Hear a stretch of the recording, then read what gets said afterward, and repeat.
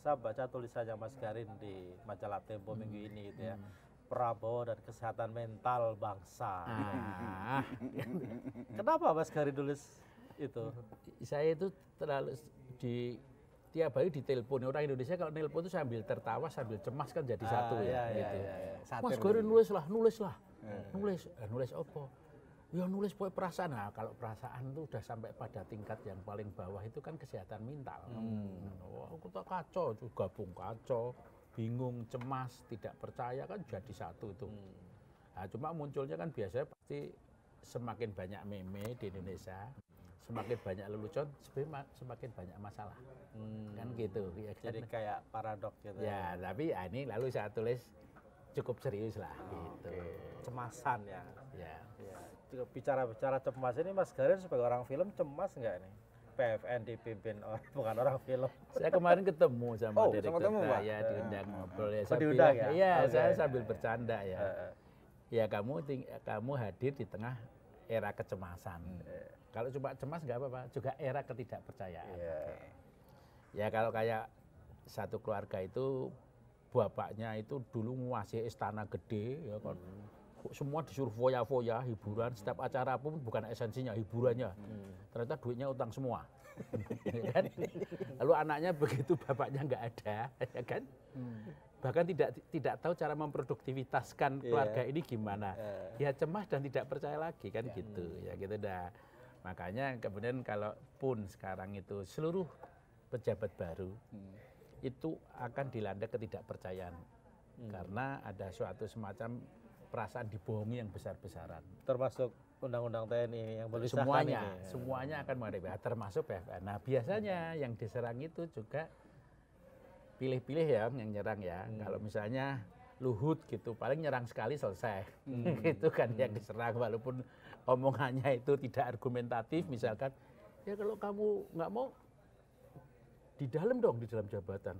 Masa ada penonton bola ngeritik pemain bola lalu suruh main di liga di MU ya MU-nya hilang kan gitu. Ya kan jadi analoginya pas itu. Jadi apalagi ada pejabat baru. Saya bilang sama direktur PFN, ada pejabat baru yang masyarakatnya kenal tidak dalam profesinya, sebenarnya kan tidak ada masalah. Menjabat tidak dalam profesinya. Nah, itu memang menjadi istilahnya itu kecemasan baru. Kecemasan baru dan kemarahan baru. Aku bilang sama dia. Oh, ada kemarahan baru juga. Ya, kan gitu. Apalagi film sedang pada masa jaya-jayanya ya, dengan 80 juta penonton. Ya. Dan memang ini adalah suatu lembaga yang dari dulu itu susah hidup setelah zaman Pak Harto. Susah hidup tapi nggak mati-mati juga. Nggak mati-mati juga. Layamu tuh walayah ya.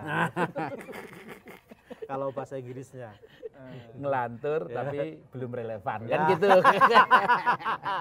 baru ini ajar. Ngelantur belum relevan. Jadi saya bilang tugas Anda berat, tapi direktur PFN juga menyadari itu betul karena fakta-fakta dia diketahui, dan saya mengikuti semua kan dari zaman Pak Harto.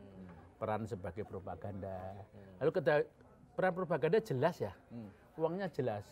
Begitu peran setelah era propaganda, statusnya membingungkan, uangnya membingungkan, ya kan, perannya membingungkan kan gitu. Dan Ivan masuk di tengah kondisi yang serba membingungkan, baik di internal maupun di eksternal. Iya betul, gaji karyawan aja nggak jelas kan gitu-gitu. Kemarin juga ada sidak dari DPR, kondisinya gedungnya juga memprihatinkan. Sementara kan dikasih beban kan, kan itu istilah ada kata negara di balik itu. Tapi kan sebenarnya gitu. Kalau menurut Mas Garin sendiri masih relevan nggak sih PFN itu buat kita? Sebetulnya kita itu kan problem di Indonesia sekarang status dan peran dalam hubungan demokrasi itu kacau balau. Kalau Petro jadi raja pasti jadi kacau, ya kan jadi statusnya itu dia sebagai Petro jadi ratu.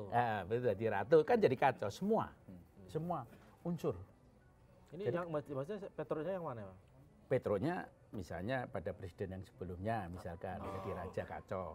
Tapi organisasi kita juga semuanya begitu. Terimbas ya. Iya, peran-peran kita. Jadi misalkan saya ngambil contoh, ini perannya apa sih? Saya bilang sama yang jelas aja. Misalnya mau media pendidikan warga negara, udah kasih peran pendidikan warga negara. Kayak dulu TPI itu ya. Ya jelas. Tapi kalau di Korea kan, di Iran kan juga ada kanun-kanun. Tapi dibikin cerita-cerita yang memang tidak propaganda, tapi kritis dan membangun peradaban, mengedukasi. Gitu. Ya. Kan dulu kalau nggak salah PFN ini kan memproduksi film Unyil ya. Ya betul. Kamu tahu Unyil kan? Tahu lah. Berarti kita seusia kalau gitu berarti. Sampai kalau tahu Unyil berarti seusia. Pak Uga yang terus hidup sampai sekarang itu kan di jalanan itu kan, ya kan. Cikal bakalnya dari Unyil. Mati mau, Uga tak mau juga itu kan. Iya kan itu film yang menurut saya mendidik ya.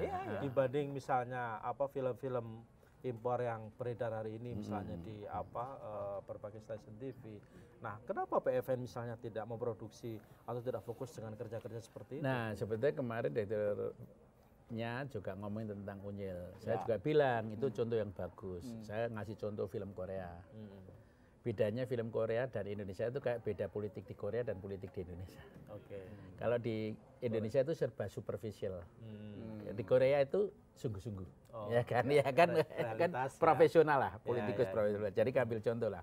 Kalau nonton film Indonesia, itu sekarang filmnya ada selingkuh antara pembantu sama ini, mertua sama majikan, ini sama ini contohnya lah. Dan dicari lagi yang syari itu. Ceritanya apapun dia ngomongin selingkuhnya, trennya. Kalau Korea, ibu-ibu kita coba bilang, asik yang ngikutin Korea ya. Oh aku bisa tahu tentang lawyer, tentang pengacara, angkat besi, pengacara, bahkan tentang astronot aku tahu ya. Bahkan aku bisa belajar Konfusianisme, hormat sama kakak. Kalau kayak gitu, salahnya di filmnya atau di masyarakat ya Mas? Yang salahnya adalah yaitu karena semua orang ingin suatu peran populer, tapi tidak berbasis apa yang pun nilai keutamaan bangsa.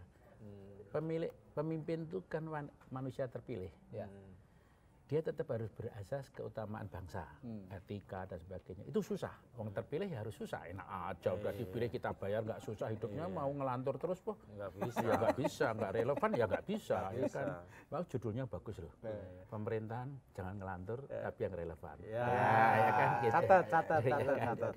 Nah makanya Korea berani menjual nilai-nilai keutamaan itu. Respect sama orang tua misalkan, sama kakak, sama ibu. Kenapa laku? Kita nggak berani.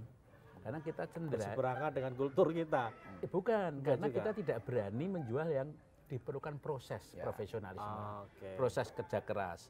Proses bikin skenario yang baik, membentuk adegan yang misalnya bikin dokter, kita dokter-dokteran semua kok.